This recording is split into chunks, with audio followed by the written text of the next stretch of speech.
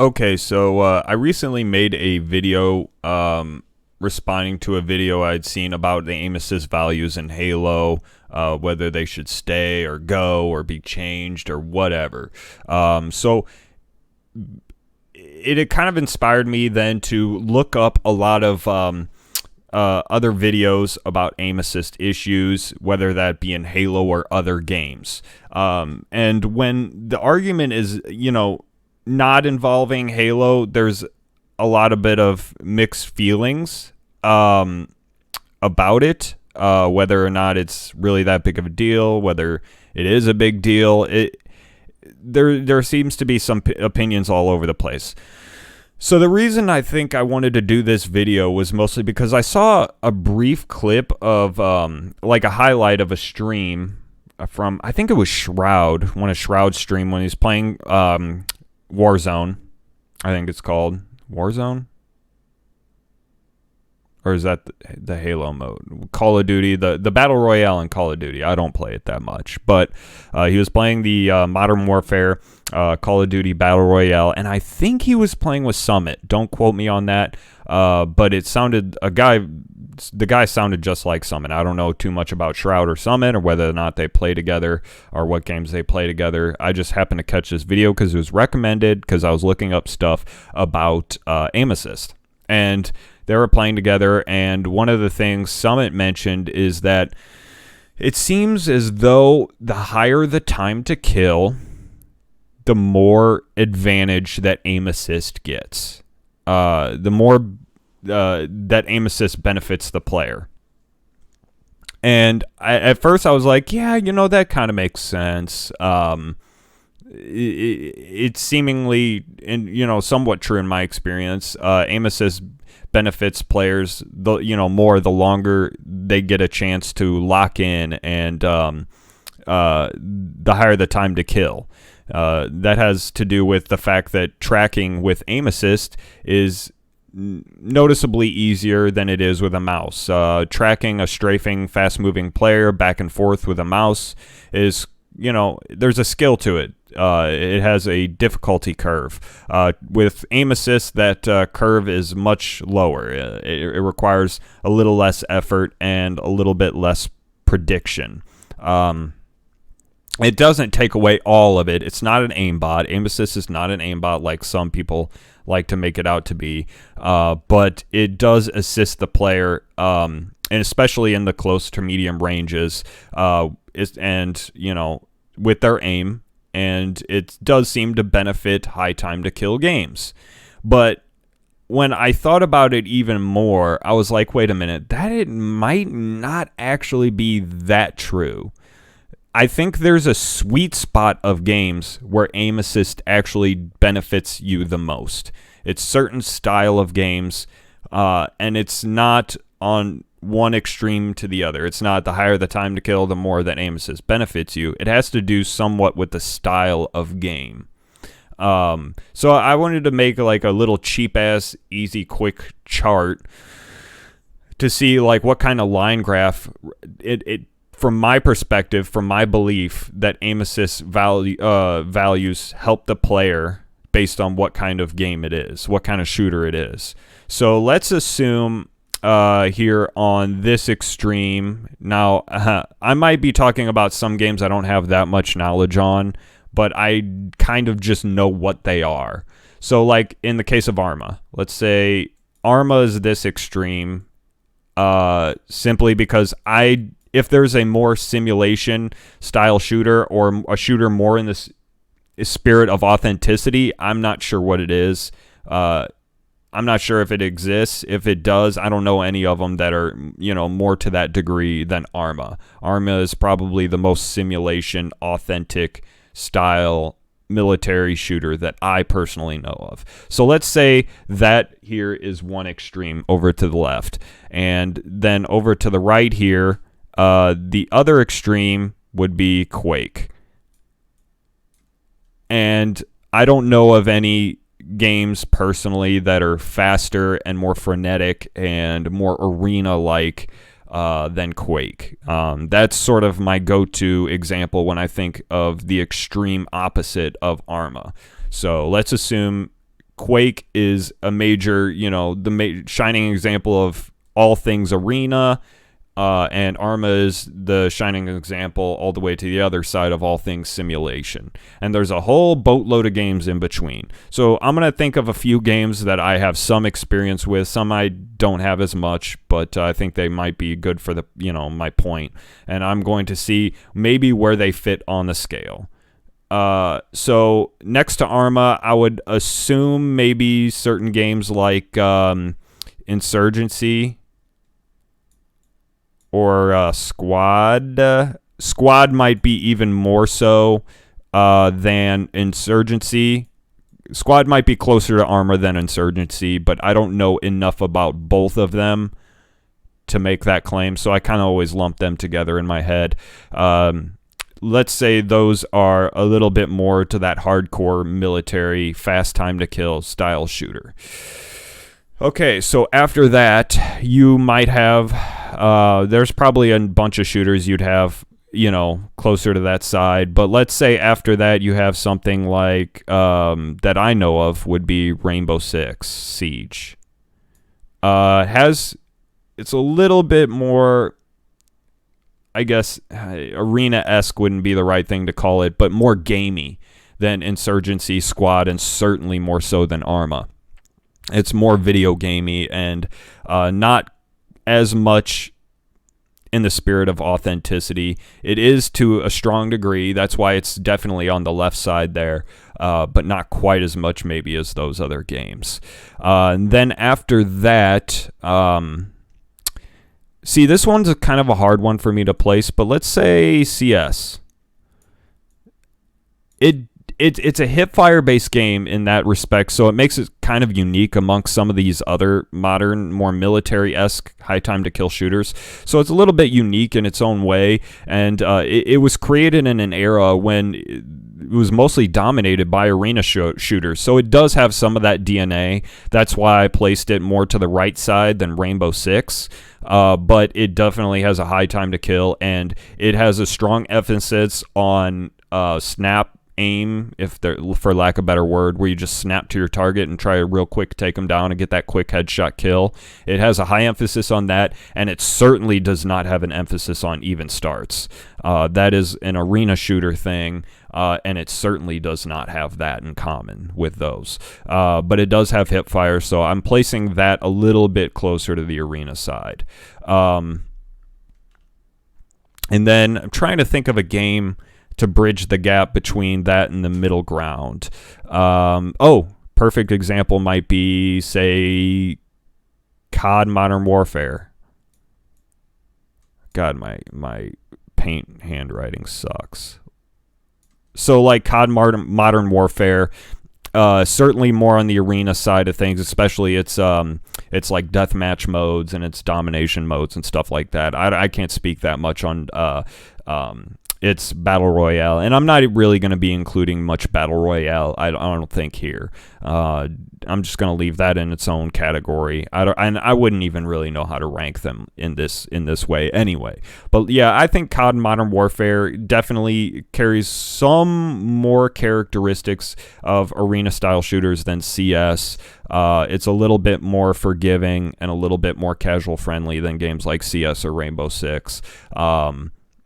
CS is a hip-fire game, I realize that, and COD does have all the things like sprint and vaulting over ledges and stuff like that you'd expect from more of the left side of this argument, but it is a little bit more casual-friendly, and it has a lot of gadgets and gizmos and kill streaks and all this kinds of crazy crap that makes it a little bit more arena-esque, I guess you could say. And then I would say even further than that, you could say something like another COD game. We're just going to throw out Infinite Warfare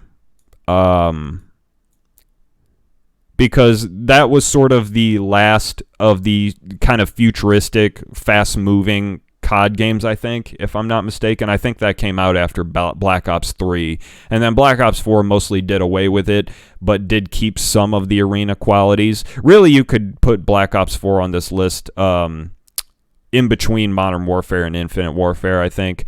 But I'm just going to leave it off here. But yeah, COD Infinite Warfare had a lot of movement abilities and even more, casual friendly crap in it, like the character classes and like the run and gun like super abilities and stuff. Like it was more in the vein of an arena shooter than COD Modern Warfare or Call of Duty 4 or something like that. And they've progressively gotten more arena like, perhaps with the exception of maybe World War II and Modern Warfare.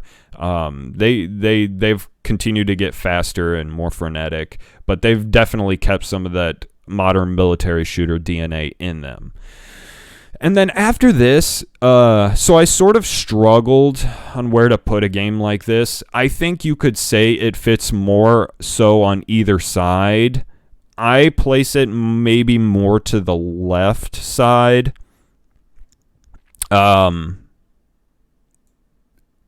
I think I place this more to the left side than I would the right, but you could make an argument that it belongs slightly right more than slightly left. And we're going to say Destiny 2. I don't know if I could just draw the logo out. Let's say that's the Destiny logo.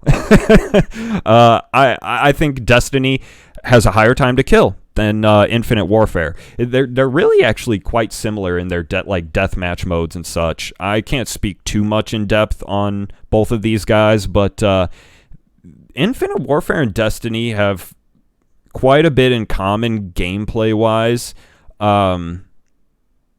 more so than a lot of people might think. And I really think the main thing that separates the two, like the major differentiator, obviously beyond like setting and art style and crap, but in terms of like how it compares like to arena shooters, the really main differentiator between that Destiny and a game like Infinite Warfare would be the time to kill. You don't have even starts. You can get crazy guns in COD Infinite Warfare, like legendary guns and epic guns or whatever, and the same thing can be said for Destiny. If you boot up Destiny, make a new character, for the first time and hop in Crucible, even though they try to normalize the damage values on the guns, it might not be, it's really not even starts, because just because the damage is normalized doesn't mean all the stats on every gun is. So if you have a great PvP gun, it's going to be great for PvP even though its damage values have been normalized. So that's part of the big reason I place it on the left side of the argument, is because it doesn't have that arena style even starts. The reason I think you could argue Destiny belongs more on the right side of the argument is because of the movement.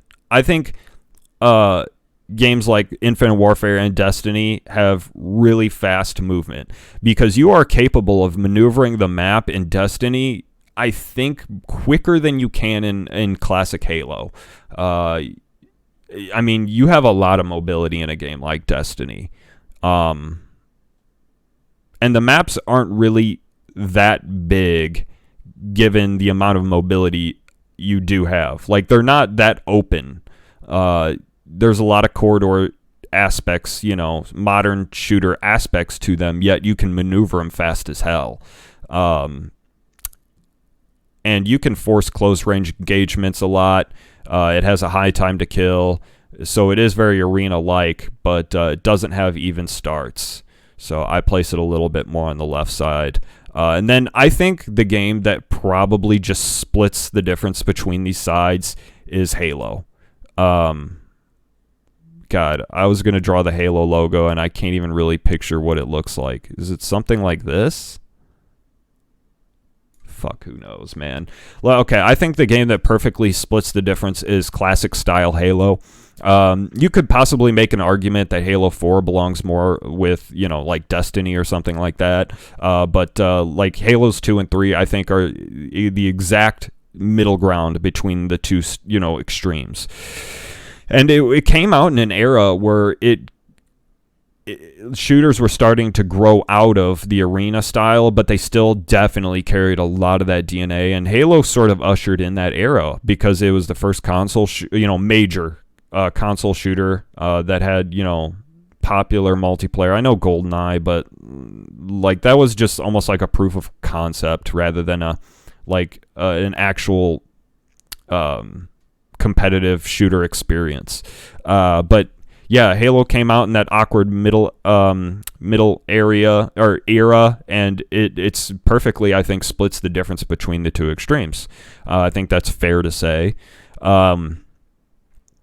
And then further into the arena side, I would say maybe a game. I don't know if you guys have heard of it. Here, let's lower this line a little bit. Let's say Splitgate.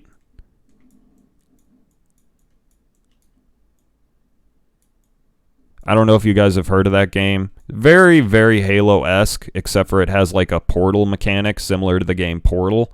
But there's no grenade throwing in it. It's very arena-esque because you have double jumping in it as well.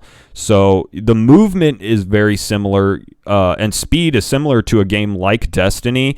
On top of that, they have the portal mechanic, and they don't have grenades. So it's very arena-like, and it has even starts. So it has a lot of the qualities that if Destiny had or didn't have those qualities, it probably would be right where Splitgate is. But because it's changed some of those certain qualities, it actually shifts it more towards the arena shooter side in my mind.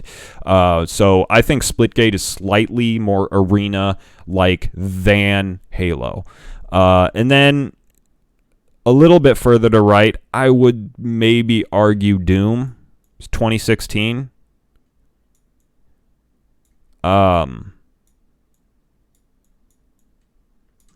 It has a lot of the DNA of a game like Halo, but it also has a pace very similar to UT or Unreal Tournament. And I think it's a pretty good middle ground between a game like classic Halo and a game like Unreal Tournament, which leads me to my next game. I would say, maybe around here. I don't know if I know what the UT logo looks like. Something like that, maybe? Does that look okay? Then I would say Unreal Tournament would be the next game.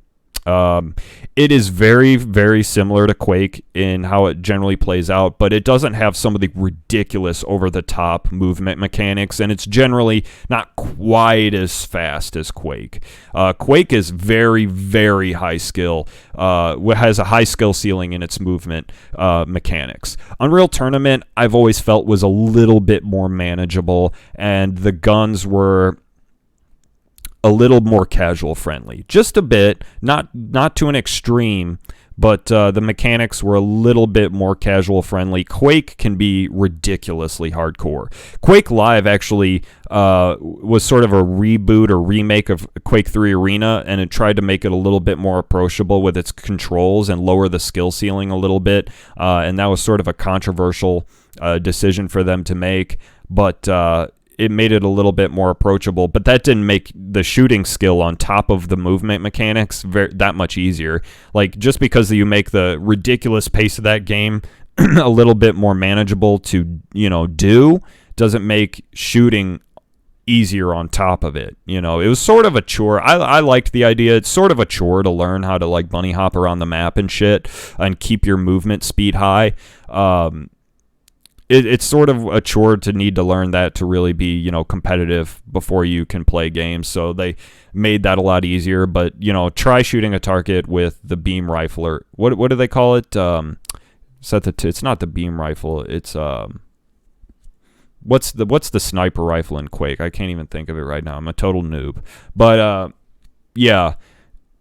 I just can't think of it. But anyway, it's still very hard to do even with easier movement controls in Quake Live. But Quake 3 Arena had a very high skill ceiling in terms of movement and shooting, and even making the movement easier doesn't necessarily make the shooting part any easier. So, I think this is a good layout about where certain different types of shooters sit on the scale from, your simulation, authentic military, high time to kill games over here, and and then your hardcore arena, old school style shooters over here. And I think this sort of, in my mind, reasonably measures how each game relates to one another on that scale.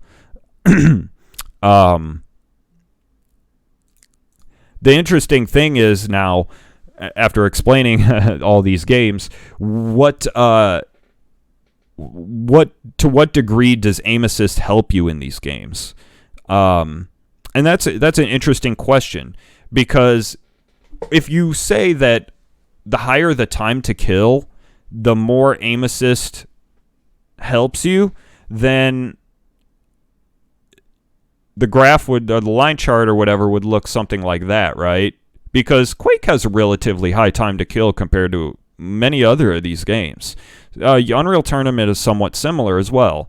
Doom is in that neighborhood, I would imagine. Splitgate's a little bit closer to Halo, but very arena-like in its movement. So shooting is a little bit harder in the game. So if the higher the time to kill, the more aim assist benefits you. If that were true, I think the chart would look something like this. And I don't think this is accurate.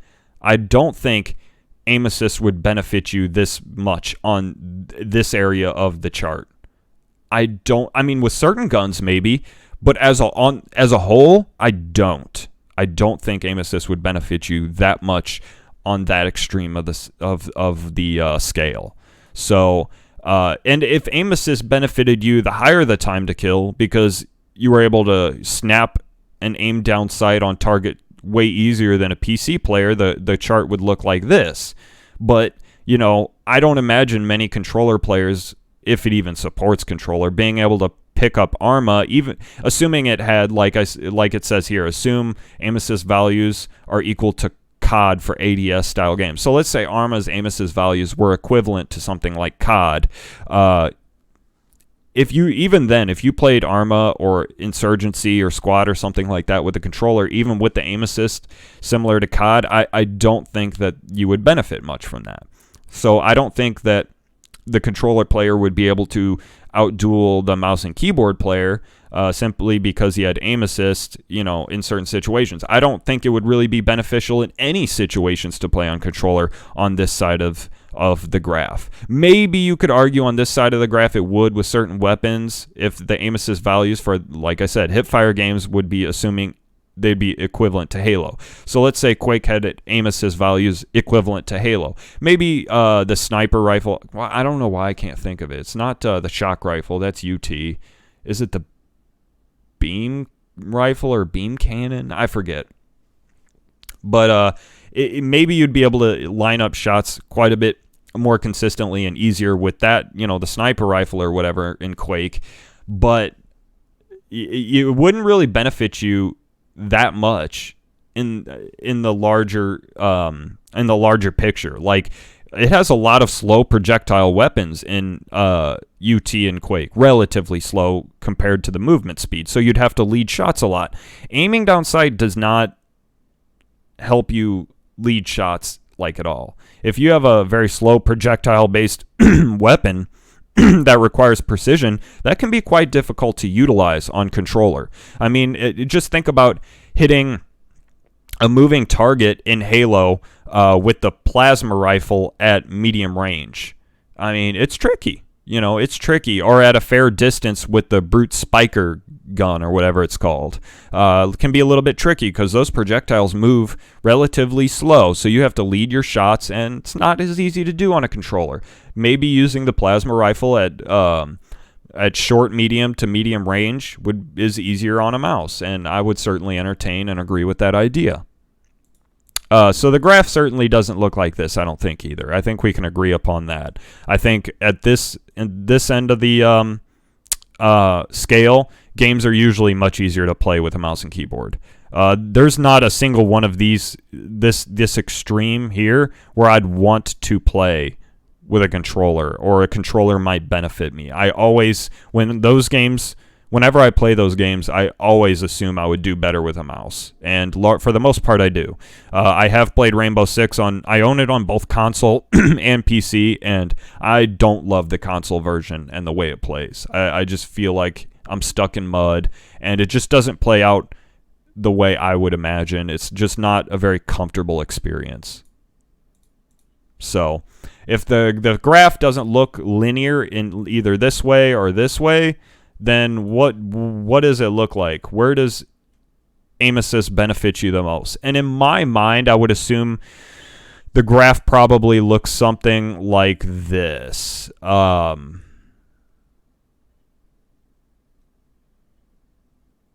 mean, that's just a super quick drawing, but this is what I think. It would be like almost a perfect bell curve, essentially, if I'm labeling that type of curve right. That's a bell curve, right? That's what I imagine the curve would look like. I think for aim assist, the most it can possibly benefit you would be games like in this sweet spot right here. I think this is like the sweet spot, and less so even Modern Warfare potentially, but it still does benefit you there. But I think this is the sweet spot for aim assist in between in between games like Infinite Warfare through Splitgate. I think that's where high aim assist would benefit the player the greatest amount, and those games are situationally very strong with controller. I don't know that much about Destiny on controller. I've heard their solution to balance controllers, aim assist, and mouse and keyboard was to just like increase Destiny's bullet magnetism a great deal so that they both feel somewhat fair. I don't know what's going on under the hood there. I haven't followed that story very closely, but that's just what I've heard. But to me, that is the sweet spot. Somewhere between, or including COD, Infinite Warfare, all the way through Splitgate, and less so maybe Doom 2016. I think I'd rather play that with a mouse. So I think aim assist players stand to benefit from it most when playing these style of games. The perfect middle ground. These games, the things they sort of have are, high time to kill. But they have a high time to kill like arena shooters, but they also have slow movement similar to the more military shooters. That's why I think this is a sweet spot, right? Now, these areas here and here, I think those are sort of sour spots where you definitely have more of an advantage on mouse and keyboard. Some of these games don't even have aim assist at all on their controller, or on their console versions, or using a controller. Like CSGO, believe it or not, did actually have a console port, and it did not include aim assist. Rainbow Six, I think on console doesn't include aim assist. I do have it. It's been so long since I played, but I want to say it didn't. I'm pretty sure on that. At least in PvP. In PvE, like Terrorist Hunt or whatever, like I think it did have aim assist, or you could turn it on. But yeah, these green areas I think are sour spots for the benefit of aim assist. I think a mouse and keyboard with no aim assist would have an advantage in almost all situations in, to the left and right extremes. Because the thing with Quake and Unreal Tournament is that the reason why, even though they have high time to kills, is they don't have the slow movement. And that's why I think aim assist would not benefit you greatly there. Because as strong as aim assist is in a game like Halo, I don't think it's enough to keep up with the pace of games like UT or Quake, with the fast-paced bunny hopping craziness and the wall jumping, dodging nonsense in UT. Doom tempered that down a little bit. I don't think it has any crazy fast movement techniques in the way that UT and Quake do. But I don't think aim assist could really keep up with Quake or UT, or especially not Quake. I just don't see it. I think those games would be nearly impossible to play with the controller unless you're talking about area of effect weapons like rocket launchers, or, maybe up close you could get, kills with the scatter shot in UT. But yeah, even with aim assist, I just don't foresee those games being very easily playable on a controller. I just can't imagine what that would be like. I think it would be a freaking nightmare. And then Arma and Insurgency, Squad, Rainbow Six, stuff like that, I think might be doable on a controller. I mean, you could certainly say that. I'm sure people have or do play those games on controller all the time, but I think that it would be far less than ideal. I think mouse and keyboard would certainly have the advantage in basically any situation in those kinds of games. However, in that blue area, man, like, this area is like money for aim assist and controller players. Like, they benefit so greatly in those just like in between kind of modern, military style, kind of arena, slow movement, high time to kill games. They benefit greatly from using their controller in those games because of aim assist values in them. And I think that is the sweet spot. So high time to kill doesn't necessarily correlate to, aim assist just dominating. That's not exactly true. It has to be a combination of certain, styles or mechanics. And it has to be a very specific style of shooter in order for aim assist to really, really be like strong in that game, to be like the preferred, almost in definitely certain situations, the preferred way to, our input method to use. Because in those close to medium sort of range, DMR, BR fights, especially BR fights, I would say, in Halo, like, controller usually has the advantage. But, and an interesting actual game as well, I don't know if I would call it a case study or whatever, but like an interesting game I think to mention would be Overwatch. Because on controller, that game, because you have such a wide variety of heroes, it's not even starts. It's almost its own kind of game. I don't know if I would. That's why I didn't put it on this scale, because it's really hard to label it one way or the other. It just has so many styles mixed into one in a way.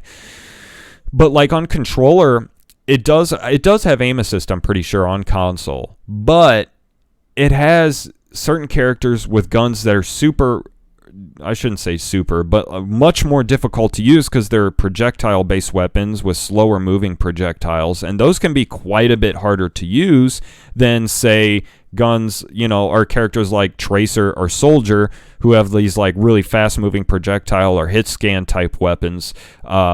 So like, it's sort of weird in that, like, I think the console meta, I don't know much about Overwatch, but I could imagine the console meta being a little bit different than the PC version, just because of how aim assist interacts with the differences of each character. Like, if you have to lead your shots by quite a distance with a given character, that's going to make it more difficult to line up shots on controller, and that character might be less powerful as a result in the meta, unless you're a virtual, god with your aim. I'm sure many competitive players actually are, but for the casual players, some of those characters might be really hard to use in Overwatch with a controller, whereas they hop onto a character like Soldier and can aim just fine and play just fine and contribute. So I think that's sort of an interesting game to bring up there.